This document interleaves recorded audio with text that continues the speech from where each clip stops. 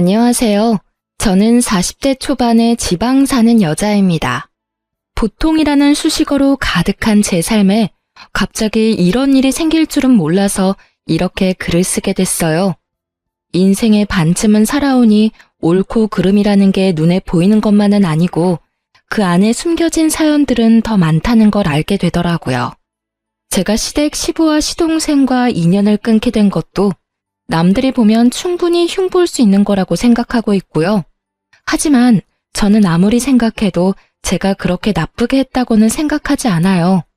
여기 글을 쓰는 것도 정말 제가 잘못했나 싶은 마음이 들어서 다른 사람들의 의견을 들어보고 싶은 마음에 고민하다가 결정하게 된 거거든요. 저와 남편은 대학 동기로 캠퍼스 커플이었어요. 많은 커플들이 사회생활에 들어가면 헤어졌지만 저는 남편과 계속 함께했고 그 덕에 결혼까지 하게 됐죠. 결혼 후 아이를 낳고 둘이 열심히 번 돈으로 지방에 있는 아파트를 자가로 사서 들어갈 정도였으니 저희도 열심히 살아온 것은 틀림이 없었어요. 결혼 때 친정은 기댈 수도 없을 정도로 힘든 상태였고 시댁도 시모 혼자 돈을 벌어서 사느라 지원을 받을 수도 없는 상황이었어요. 시모는 워낙 꼼꼼하고 차분한 분이라 젊을 적부터 한 푼 한 푼 열심히 모아 겨우 마련한 아파트를 한 채 가지고 계셨어요. 처음에는 시모와 제가 잘 맞지 않다고 생각했거든요. 제 성격이 워낙 예민해서 특히 애 키울 때는 시모의 행동들이 하나부터 열까지 거슬렸었죠. 하지만 시모는 그런 저의 예의 없는 행동에도 참아가며 긴 시간을 기다려주고 저를 설득해 주셨어요. 그런 부분에서 제가 얼마나 많은 위안과 감사를 느꼈는지 결국 애를 키우면서 저와 시모 사이는 엄청 돈독해졌어요. 함께 전쟁을 치르는 전우 같은 느낌으로요. 친정엄마보다 시모를 더 잘 챙길 정도였죠.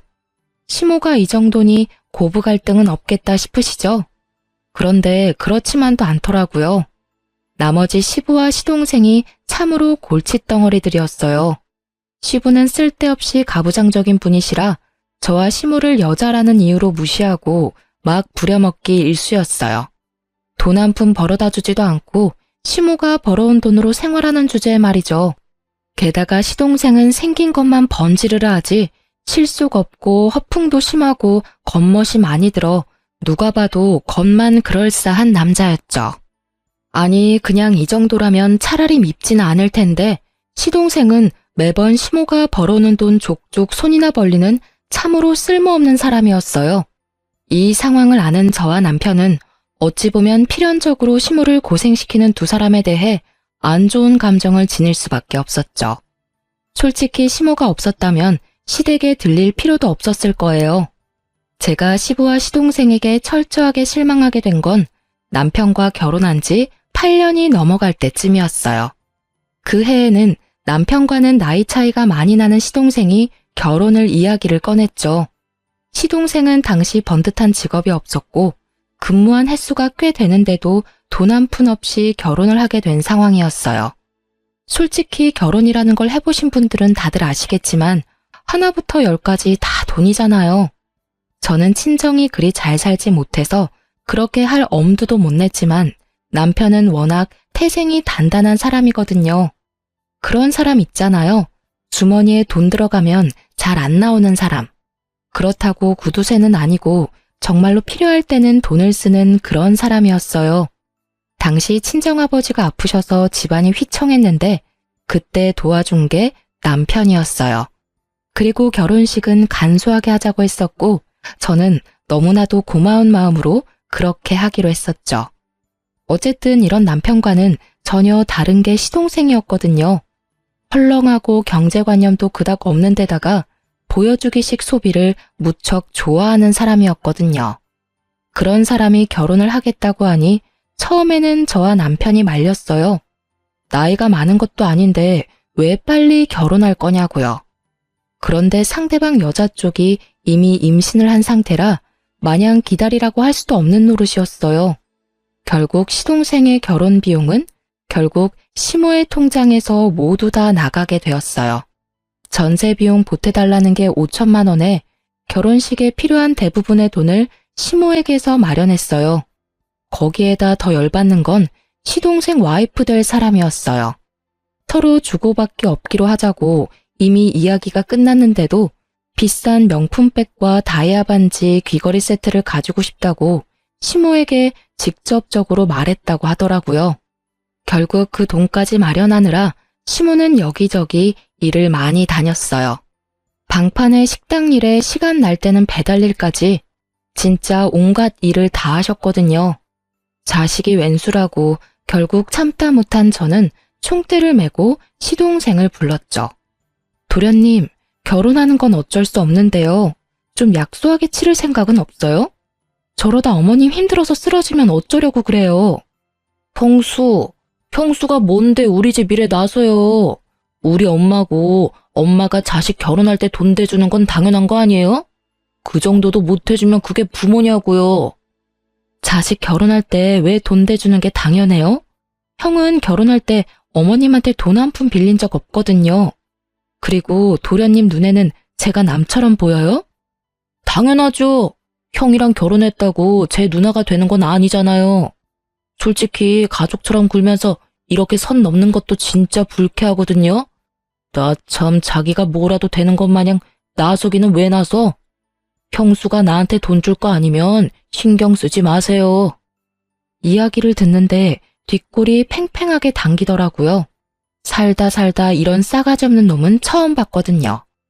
형이랑 결혼했으면 가족이지 가족이 아니라고 말하는 저 말본새부터가 아주 싹수 노란 놈이란 것만은 확신했죠. 저의 이런 참견에도 결국 시모는 과로와 스트레스로 병원 신세를 지게 됐어요. 시모는 예전에 위암을 앓은 적이 있었는데 이번에는 혈액암이 온 것 같다고 하더라고요. 청청병력 같은 소리에 남편과 저는 침울하기만 했어요. 애를 친정에 맡기고 시모의 간병을 하느라 저는 바쁘기만 했고 남편은 그런 저에게 매일 미안하다고만 했어요. 내가 어머님한테 진 마음의 빚이 있어서 이렇게 하는 것뿐이니까 그런 생각하지 말라고 했지만요. 그런데 이 와중에 시동생은 결혼 준비하느라 아주 정신이 없었어요. 아파서 일어나지도 못하는 시모에게 매번 문병 와서는 돈 이야기만 하는 시동생을 보며 한 대 쥐어받고 싶다는 생각을 할 때 시부에게서 전화가 왔어요.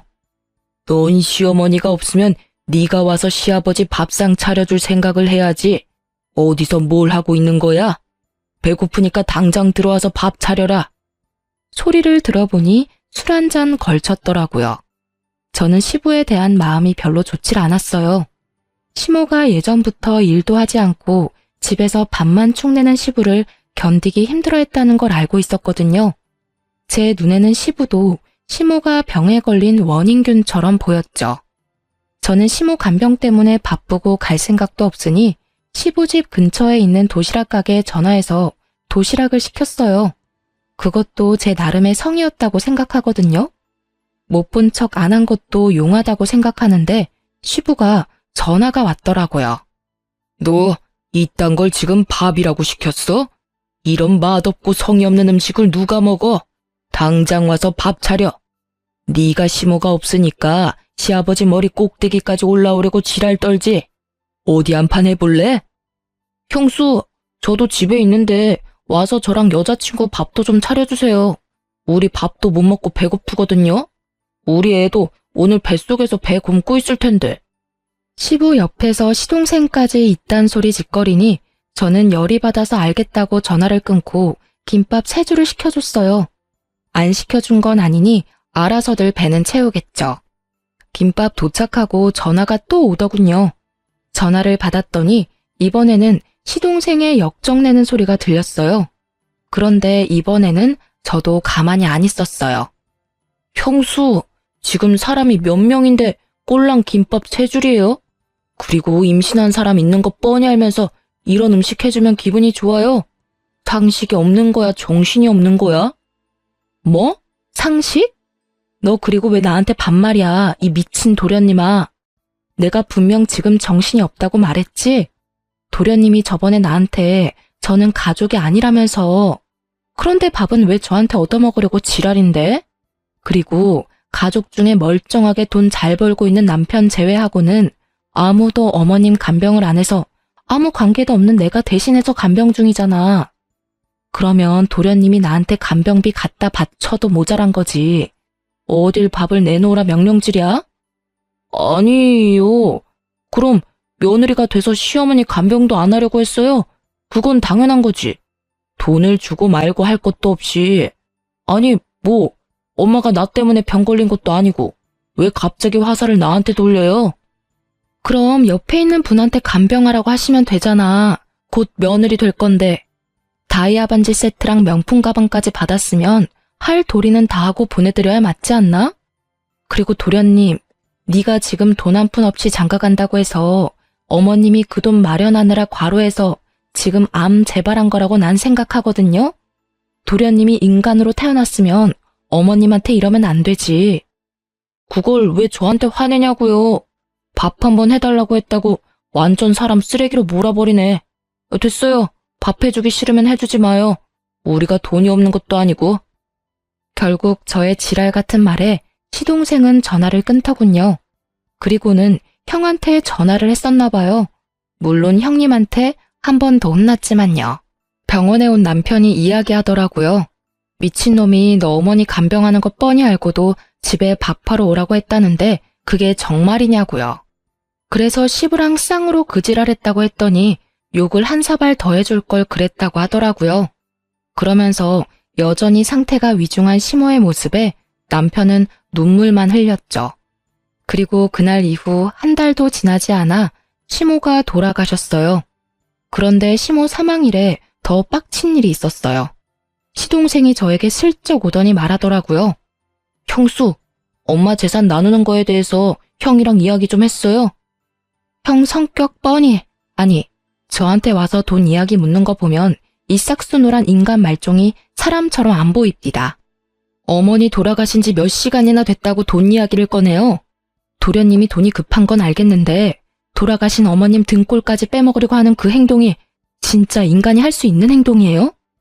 열받은 제가 시동생에게 소리치자 시동생은 도리어 저에게 한 소리 퍼부으려고 얼굴을 귀신같이 일그러뜨리더라고요. 저도 지지는 않을 생각으로 눈 부릅뜨고 있었는데 결국은 주위에서 시동생을 보며 수군거리자 입을 꽉 닫더군요. 그 길로 시모 보내는 길 내내 썩은 표정 지어서 저는 또 열이 받았어요. 가는 길도 불편하게 만들어 제 마음까지 아팠으니까요. 이 일을 계기로 저는 저 인간들과 상종도 하지 말아야지 생각했어요. 물론 지켜지지 못했지만요. 저는 시모가 돌아가시면 재산 정리가 깨끗하게 될 거라고 생각했어요. 유산이라고 해봐야 아파트와 통장, 보험금 뿐이었으니까요. 그런데 그게 생각 외로 복잡하게 돌아가는 일이 생겼어요. 시모 명의로 된 아파트에 담보대출이 설정되어 있더라고요. 일단 아파트가 남편 앞으로 상속은 되는데 온전히 아파트로 받으려면 그 돈을 갚아야 하더라고요. 그 돈을 못 갚으면 아파트를 팔아서 그 대출금을 마련해야 하는 거고요. 아파트는 6억이 좀 안 되는데 대출은 2억 7천 정도였어요. 거의 반값이었죠. 남편과 저는 시모가 이 큰 돈을 어디에 썼나 싶더라고요. 그 와중에 시동생은 아파트 빨리 팔고 자기 몫으로 반을 달라고 아우성이었고요. 남편은 일단 그 내역이 뭔지 모르고 시모가 급히 돈이 필요해서 썼을 거라고 잠정적으로 생각하고 시동생에게 딱 절반씩 나누자고 했죠. 그런데 그때 시부가 굉장히 뺀질거리면서 나서더라고요. 나도 오랫동안 같이 살았으니 그 돈에 권리가 있는 거 아니냐? 젊은 것들이 뻔뻔하게 어른을 빼놓고 이야기하는 건 좀 아니지. 재산은 나 포함해서 셋이서 나눠야지. 시부의 그 말에 남편이 코웃음 치며 말하더라고요. 진짜 남편도 아니면서 무슨 권리로 그런 이야기를 합니까? 어머니랑 아저씨가 조금이라도 금술 좋은 부부처럼 살았다면 제가 아저씨한테 하나라도 더 챙겨드렸을지도 모르죠. 그런데 우리 어머니한테 어떻게 하셨는지 기억 안 나세요? 일은 하나도 안 하면서 집에서 삼시세끼 밥 꼬박꼬박 얻어드셨죠? 그러면서 엄마 아플 때 병원 한 번 데려가 주지도 않고 그게 무슨 남편이냐고요. 실은 저도 늦게 알게 됐는데 시모와 시부는 사실혼 관계라고 하더라고요. 시부는 처음에 혼인신고를 하지 말자고 했고 시모는 마음이 상해서 결국 그 뒤에 시부가 혼인신고하라는 말을 그냥 무시하고 혼인신고를 하지 않았다고 하더라고요. 특히 시부가 일을 안 하게 된 날부터는 혼인신고하면 자식들이 더 힘들까봐 일부러 혼인신고를 안 한 것 같더라고요. 그러니 시부는 법적 상속인이 아니게 된 거죠. 말 한번 섭섭하게 하네. 나도 너희 엄마 걱정했어. 그 사람도 없는데 돈까지 없으면 지금 당장 길거리에 나 앉으라는 말이냐? 그런 법도가 어디 있어? 사실혼 관계도 혼인 관계지. 걱정하셨겠지. 우리 엄마 없으면 이제 밥 차려줄 사람 없을 거고 이제는 그 이후로 우리 와이프 불러다가 밥 차리라 할 거 아니냐고. 저번에 어머니 아플 때도 어머니 병간호하는 와이프 불러다가 밥 차리라고 했잖아요. 내가 어이가 없어서 그 이야기 듣고 진짜 다 때려 엎으려다 참았어요. 엄마 아직 살아계셨을 때니까. 경고하는데 앞으로 재산 이야기에 나대지 마세요. 어떻게 할지는 제가 결정합니다, 아저씨. 결국 시부는 남편 말에 열받았지만 대꾸는 못했죠. 자기도 이리저리 찾아봤을 거예요. 사실혼 관계라는 것만으로는 아무것도 받을 수 있는 게 없다는 걸 알았겠죠. 시부는 남편과 대화가 통하지 않으니 시동생을 이용하려 하더군요. 며칠 뒤 부동산에서 연락이 왔어요. 동생분이 너무 재촉하는 바람에 이쪽도 곤란한데 금매라면 더 싸게 내놓을 생각 없냐고요. 저와 남편은 그때 시모 유품을 정리 중이었거든요. 남길 만한 추억이 되는 물건이나 물려받을 만한 귀중품을 제외하고는 다 버릴 생각으로 정리 중이었는데 그 전화가 오니 남편은 화가 나서 시동생을 불렀어요. 그리고 그때 시모의 화장대 아래에서 대량의 장부가 나왔어요. 그걸 확인하니 시모가 써둔 가계부였어요. 그 꼼꼼한 성격만큼 10원짜리 하나까지 내역이 싹 다 적혀 있더라고요. 그리고 그걸 보다가 아파트 담보대출이 왜 생긴 건지를 알았어요. 시모가 둘째에게 대출해주고 차용증 받아놓은 게 있더라고요. 결국 남편 극대노해서 시동생 오자마자 난리쳤어요. 야, 너 이거 뭐야? 엄마 장부에 너한테 돈 빌려준 거 적혀 있던데 엄마가 너한테 돈 빌려준 거 왜 이야기 안 했어? 너 우리가 이거 못 찾았으면 돈 받을 때까지 거짓말할 작정이었어? 형, 봤어? 설마 내가 말 안 했겠어? 나도 오늘 할까 내일 할까 생각하고 있었어. 뭐 형이 먼저 알게 됐으니까 말할 것도 줄었네. 돈이 좀 필요했는데 아버지가 아파트 담보대출 받으면 된다고 가르쳐줘서 엄마한테 부탁했지. 그 이야기를 듣는 동안 남편의 흥분한 얼굴이 냉정하게 가라앉는 걸 봤어요. 아, 정말 화가 엄청 났구나 싶었죠. 그래서 제가 물었죠. 그러면 도련님, 그 대출금은 어디에 쓰신 거예요? 개인이 빌리기에는 큰 돈이고 그렇다고 도련님이 집을 가지고 계신 것도 아니고. 전세금마저 시모에게 빌릴 정도면 집이 없다는 생각이 들어서 물어봤는데 돌아오는 대답에 저와 남편은 벙쪘어요. 아, 그거요? 재개발되는 곳 있는데 거기 건물이 5억짜리거든요? 근데 재개발되면 금액이 엄청 뛸 거잖아요. 그거 생각하고 빌린 거고 아직 잘 갖고 있어요.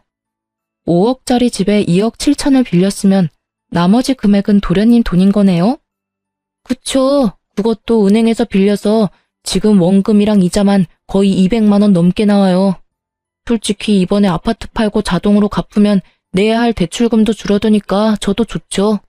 실실 쪼개며 말하는 시동생에게 남편이 결국 참지 못하고 버럭 화를 냈어요. 야, 그걸 자랑이라고. 너 장부에 어머니가 너한테 돈 빌려준 게 얼마인지나 알아? 대출금만 차용증이 있을 뿐이고 그 이후로 네가 매달 2, 30씩 야금야금 가져간 것까지 계산하면 장난 아니거든? 그런데 너 처음에 시치미 떼고 아파트 처분하고 3억 절반으로 나누자고 했지. 가만 보니까 내가 몰랐으면 너 그 돈 다 꿀꺽할 셈이었네? 네가 아파트 대출금 싹 다 가져갔으니까 넌 아파트 처분하고 남은 돈에 아무런 권한 없는 거 알지? 지금 네가 이 아파트 처분과 관련한 돈 중에 주장할 수 있는 금액은 2천만 원이 다야. 그러니까 나머지 금액은 내가 다 가져가도 할 말 없지? 그런 게 어딨어. 나도 엄마 아들이고 유산 주장할 수 있지.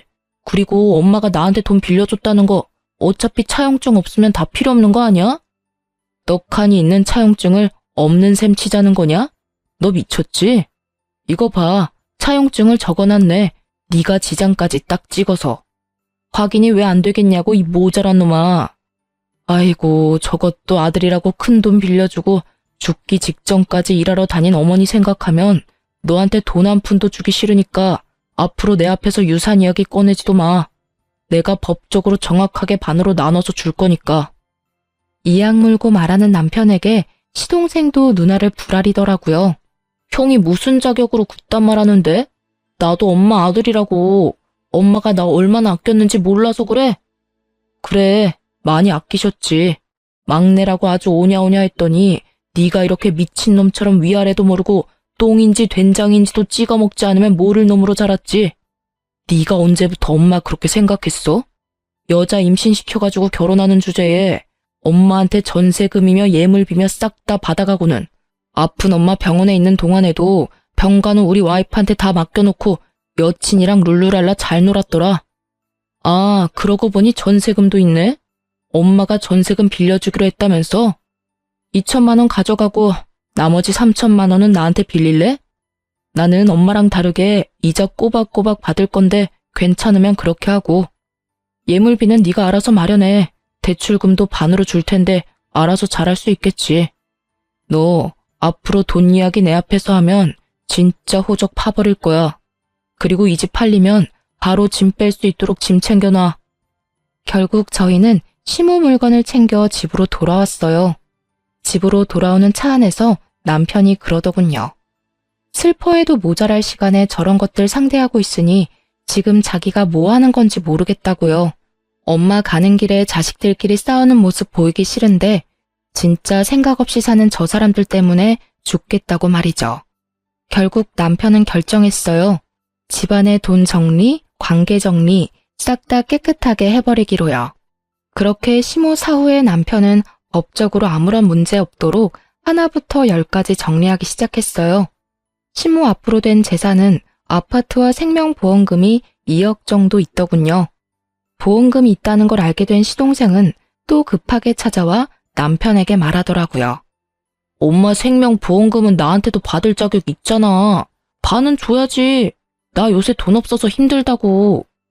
너 아파트 대출금 없어져서 이제 좀 살만하지 않냐? 그거만 없어도 대출금 절반으로 줄어들 텐데 왜 그렇게 앓는 소리야? 대출금 줄어든 대신에 전세금이랑 예물비 때문에 또 돈 빌렸어.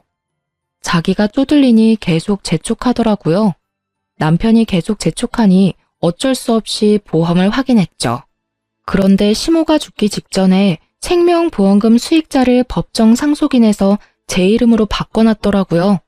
저도 제 이름이 나오니 뜬금없이 깜짝 놀랐죠. 뭐가 잘못된 것 같아서 수익자가 언제 누구에 의해 변경되었는지 확인해봤거든요. 바로 시모가 본인 담당하는 보험 설계사를 직접 만나서 변경했다고 하더라고요. 어찌됐든 보험금 2억 원이 제 손에 들어오게 됐어요. 그 이야기를 들은 시동생이 완전 발광하더라고요. 이게 뭐예요? 왜 우리 엄마가 생판 남인 형수한테 보험금을 남기냐고요? 뭐 잘못된 거 아니에요? 아들이 둘이나 있는데 굳이 며느리로 할 필요도 없었잖아요. 이거 혹시 형수가 엄마 꼬셔서 수익자 변경한 거 아니냐고요? 엄마 옆에서 알랑방구 떨면서 들러붙어 있을 때부터 알아봤어야 하는데 네 형수한테 그게 무슨 말버릇이야? 어머니 보험 설계사가 네가 돈을 마구잡이로 쓰는 바람에 어머니가 직접 수익자 변경했다더라.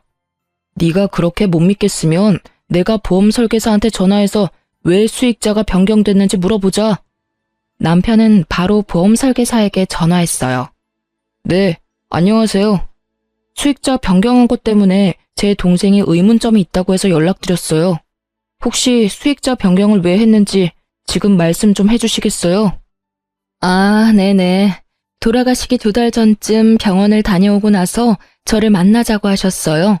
그때 수익자를 변경했어요. 수익자를 며느리 앞으로 한다길래 제가 여쭤봤거든. 장성한 아들이 둘이나 있는데 며느리한테 변경하는 이유라도 있냐고요. 그랬더니 둘째가 씀씀이가 해프고 집 거덜낼 정도로 가져가니 보험금을 받으면 다 써버릴 거라고 하더라고요. 어차피 아들놈들은 아파트 나눠 가질 건데 보험금이라도 자기 병수 밟은 며느리 앞으로 주고 싶다고 돌아가기 직전에도 확인 전화하시며 말씀하셨고요. 그리고 무엇보다 며느리에 대한 마음이 애틋하시더라고요. 아플 때 힘들 때 자기 신경 써주는 건 며느리밖에 없다고 하시는 거 보니 고부간의 사이가 무척 좋은 것 같다고 생각했죠. 거짓말이죠? 엄마가 설마 나한테 한 푼도 안 남겨주시다니. 이거 형수가 다 모함한 거죠? 왜 내가 아들인데 나는 한 푼을 못 받아요?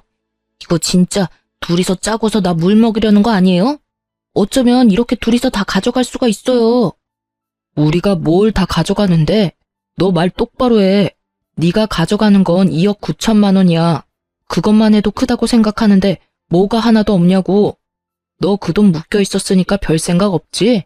그게 엄마 돈이라는 생각도 없고 네가 이러니까 보험금 수익자를 변경하신 거지. 그러니까 왜 그렇게 되냐고요. 아파트 담보대출은 이미 끝난 건이잖아요. 보험금은 다르죠. 엄마가 넣은 보험금을 왜 며느리인 형수가 가져가요?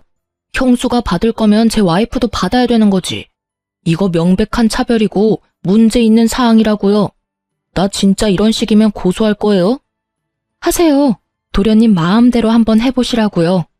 도련님이 어머님한테 어떻게 한 건지 가슴에 손을 얹고 생각해봐요. 어머님이 정 떨어지는 것도 당연하지 않을까 싶은데 그걸 도련님만 모르고 계시네요.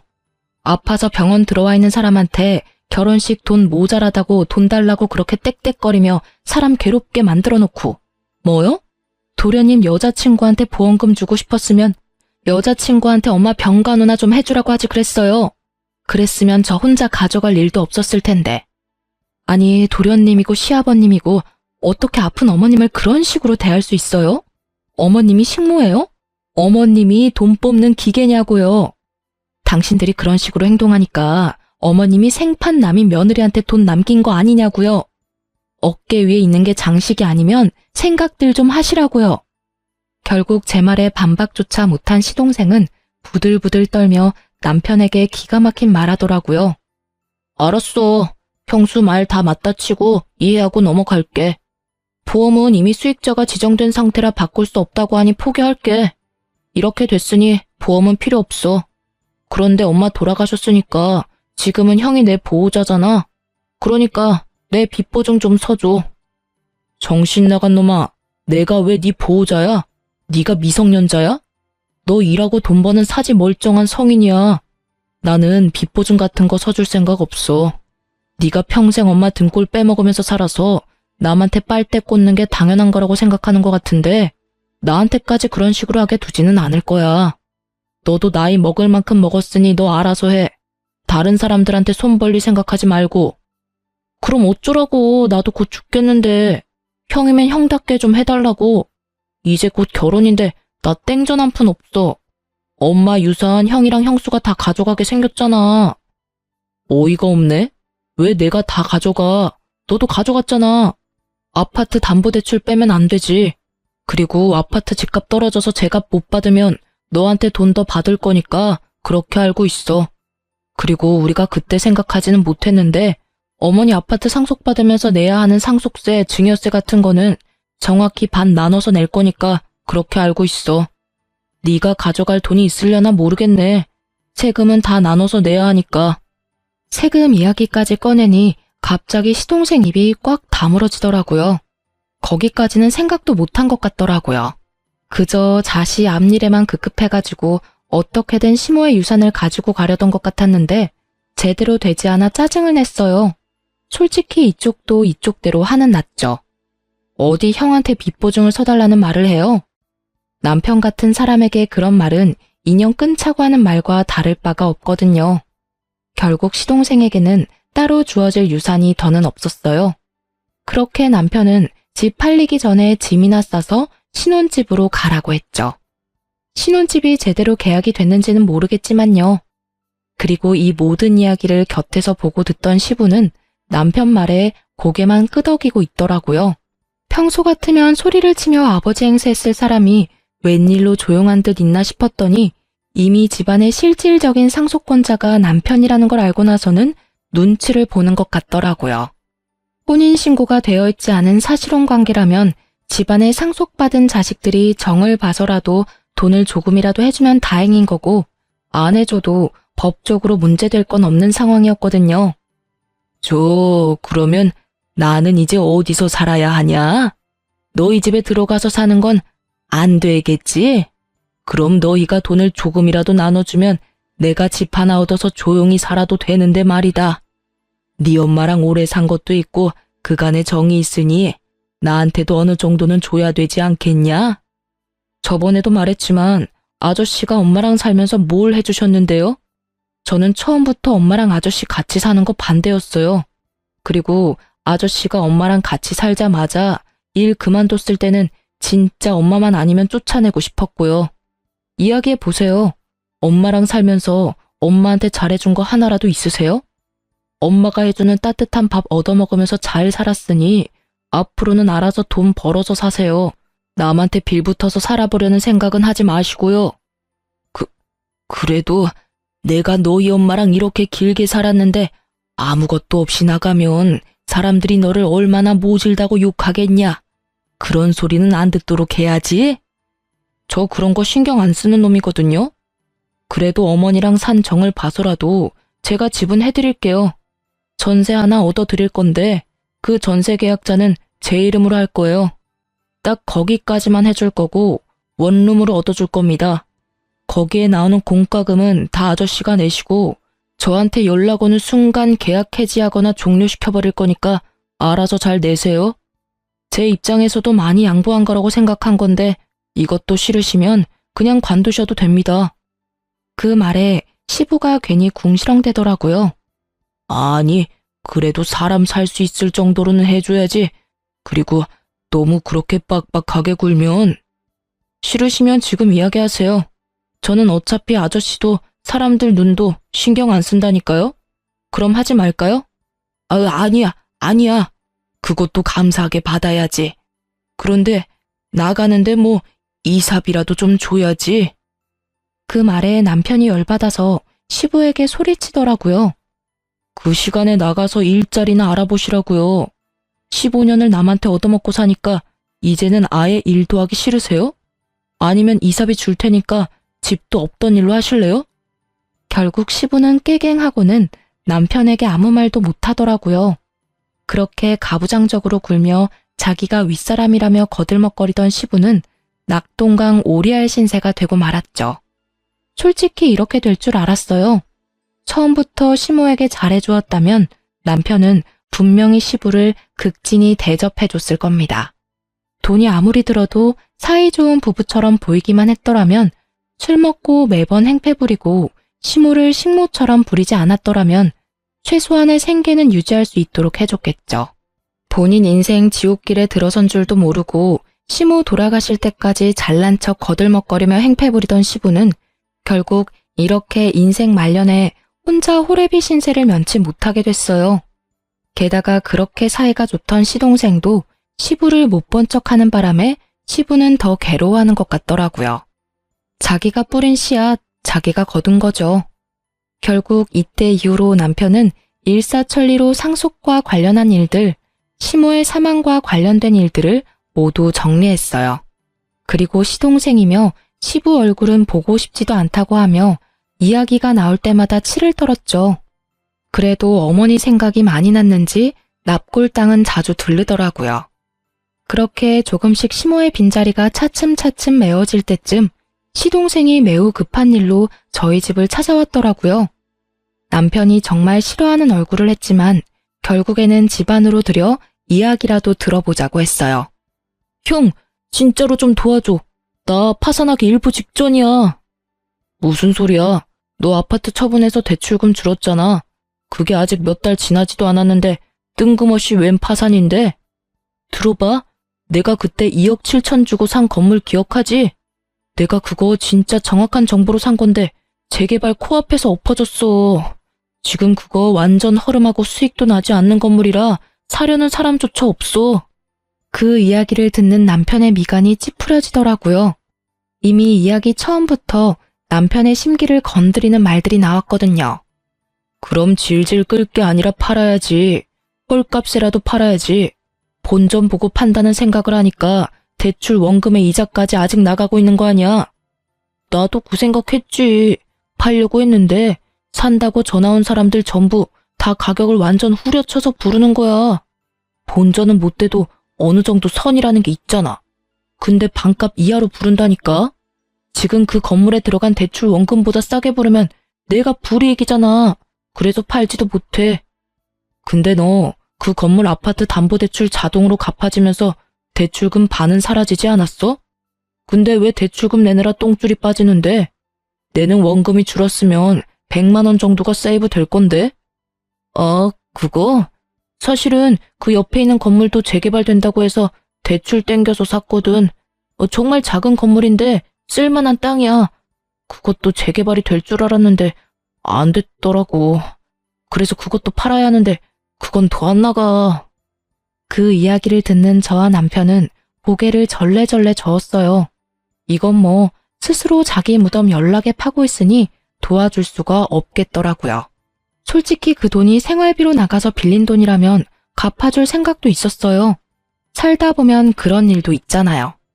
애가 생기고 갑자기 가계 지출비가 늘어나는데 모아놓은 돈은 없고, 그렇게 빌렸다면 정말 저도 도와줄 생각이 있었는데 또 재개발 환상에 빠져서 쓰러져가는 건물을 샀을 줄이야. 생각지도 못한 이유에 저는 맥이 탁 풀려버렸어요. 차라리 파산하고 개인회생을 신청하는 게 본인에게는 좋은 일이 아닐까 하는 생각도 들었을 정도였죠. 형수, 제발 나 좀 도와줘요. 어차피 형수 앞으로 엄마 보험금 나왔잖아요. 그거에다 형이 받은 아파트 처분한 돈이면 넉넉하잖아요. 한 1억? 아니, 1억 5천 정도만 빌려줘요. 저 건물 팔리면 갚아줄 테니까. 제가 왜 그 돈을 갚아줘야 해요? 그리고 어머님이 남긴 피 같은 돈, 그런 곳에 쓰고 싶지도 않아요. 아니 도대체 무슨 자격으로 어머님 목숨값을 달라고 여기 와서 돈을 빌려달라고 할 수 있어요? 그리고 저는 잊지 않았어요. 도련님이 저한테 하신 말씀요. 생판 남인 저한테 가족이 아니라고 하셨죠? 도련님이 저를 가족으로 생각하지 않았으니 저도 도련님을 가족으로 생각 안 해요. 저는 어머님이랑은 달라서 도련님한테 돈 다 줘가면서 일 해결하도록 두지는 않을 거예요. 정말로 그 딱한 사정을 어떻게든 하고 싶었다면 일단 푼돈에라도 그 건물들 팔고 그 돈으로 원금 갚은 뒤에도 힘들면 찾아와야죠. 그 건물은 있는 대로 놔두고 싶고 돈은 돈대로 쪼들리니까 누군가에게 편하게 빌리고 싶고, 그런 생각하면 어디에서도 도련님 도와줄 사람 못 찾아요. 그때 일을 아직까지 마음에 두고 있었어요? 화 풀어요. 남이라고 한 거는 그냥 화가 나서 던진 말이고, 형님 와이프면 우리 조카 엄마인데 내가 설마 형수님을 정말 남으로 생각했을 리가 없잖아요. 그리고 푼돈으로 그 건물 파는 건 절대로 말이 안 되죠. 솔직히 재개발이 엎어졌다고는 하지만 또 언제 재개발 구역에 포함될지 모르는 일이고, 재개발되고 나면 그 일대도 땅값 오를 테니까 그때까지만 잘 버티면 돈 더 벌 수 있는데. 그때까지 버틸 수 있을 만큼의 돈이 있는 사람들에게나 해당되는 일이잖아요. 지금 당장 죽고 못 살겠다며 형한테 달려오는 사람이 무슨 미래를 말하는데요? 지금 당장 도련님한테 미래가 있긴 해요. 그거 못 팔면 우리는 도와줄 생각 없어요. 그런 제 말에 시동생은 도리어 저와 남편을 이해가 안 된다는 표정으로 바라보더라고요. 본인만의 생각이 너무 확고해서 다른 사람 의견은 귀에 들어오지도 않는 종증이었어요. 너 이러는 거 네 와이프도 알아? 애도 곧 있으면 태어난다고 하지 않았어? 예정일이 다음 달인가 그랬던 것 같은데. 와이프는 얼마 전에 집 나갔어. 전셋집도 자기가 생각하는 만큼 못 가졌다고 엄청 싫어했는데 결혼식 할 때 쓸 다이아 반지 세트랑 명품백도 원하는 거 못했거든. 돈이 너무 없어서. 엄마 돌아가시고 나면 유산 나오니까 그걸로 하면 된다고 달랬는데 유산이 없었잖아. 아파트는 내 대출금에 깎여버리고. 보험금은 형수가 수익자가 돼서 한 푼도 받은 게 없으니까. 그 이야기하고 다음날 집 나갔어. 이야기를 들어보니 그 여자도 남편이 집에 돈이 좀 있다고 생각하고 시집 온 것 같더라고요. 그런데 알고 보니 완전 빈털터리에 빚만 가득하다는 걸 알고는 빚이 자기한테 넘어오기 전에 튄 걸로 보이더라고요. 솔직히 여자가 야가 빠졌다는 생각을 하기는 했는데 시동생 꼴이 저 모양이니까요. 저런 남자와 결혼하면 평생이 가시밭길 아니겠어요? 그런 여자의 선택을 야속하다 할 수도 없는 노릇이죠. 그런데 그 여자가 참으로 약삭빠르게 결혼식을 하면서 비걱거리니까 혼인신고를 안 했대요. 시동생이 무슨 사고를 쳐도 그 여자에게는 아무런 문제도 없겠죠. 참 장가 잘 갔다는 생각을 했어요. 우리는 알려주지 못하는 인생의 쓴맛을 그 여자가 알게 해주었으니 말이죠. 큰 인생 경험을 한 시동생이었지만 결국 그런 큰일에도 크게 변함은 없었습니다. 그리고 시동생의 이야기를 들은 저희는 시동생을 도와주지 않았어요. 우리가 도와주지 않더라도 그 건물들을 처분하면 살 길이 나오니까요. 그런데 결국에는 시동생이 그 돈을 다 못 갚아서 전부 경매로 넘어갔고 결국 파산 신청에 들어갔다고 하더라고요. 나중에 알고 보니 전세금의 카드빚까지 상당했다고 하더라고요. 그 카드빚은 거의 대부분이 그 여자에게 쓴 것들이었고요. 그런 시동생이 집까지 잃고 간 곳이 어디인지 아세요? 바로 남편 명의로 남편이 계약해준 시부의 전셋집이었답니다. 집주인이 연락 왔었거든요. 계약했을 때는 한 사람이었는데 왜 두 사람이 사냐고 말이죠. 남편은 그분 아들이니 크게 걱정 안 해도 되고 문제가 생기면 연락만 달라고 했죠. 남편이 신경 쓰여 하길래 제가 근처 한번 가서 확인해 봤거든요.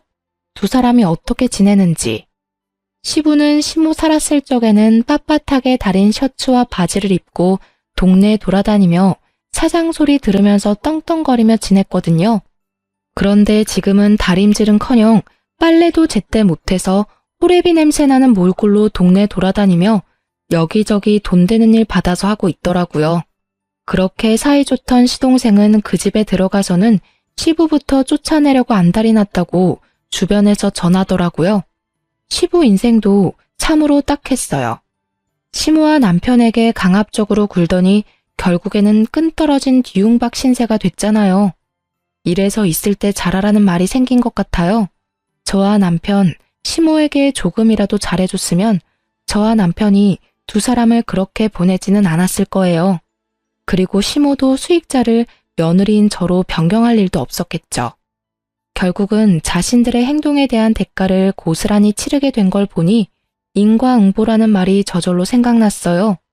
스스로 열심히 지옥길 걸어가는 걸 충분히 옆에서 말렸음에도 역시나 포기하지 못하는 걸 보니 앞으로도 우리 부부와 만날 일은 없을 것 같아요. 그렇지만 시모의 마음을 생각하면 지금이라도 시동생과 시부가 제정신을 차려줬으면 싶어요. 긴 글을 쓰면서 참 많은 생각을 했어요. 특히 돌아가신 시모 생각이 가장 많이 났죠. 그분이 있었을 때 제가 해야 했었을 일들, 잘못된 걸 바로 잡기 위해 제가 할 수 있었을 일들을 생각하며 후회하게 되네요. 그러니 글을 읽고 계시는 분들, 있을 때 잘하라는 말이 괜히 있는 게 아니더라고요. 마음을 다하고 절대 나중에 후회하지 마세요. 시동생과 시부를 보면 그게 딱 와닿아요. 앞으로도 후회 없이 열심히 하루를 살아갈 거예요. 긴 글 읽어주셔서 너무나 감사합니다. 모든 이들의 앞날에 축복이 깃들기를 바라며 이 글을 마치겠습니다.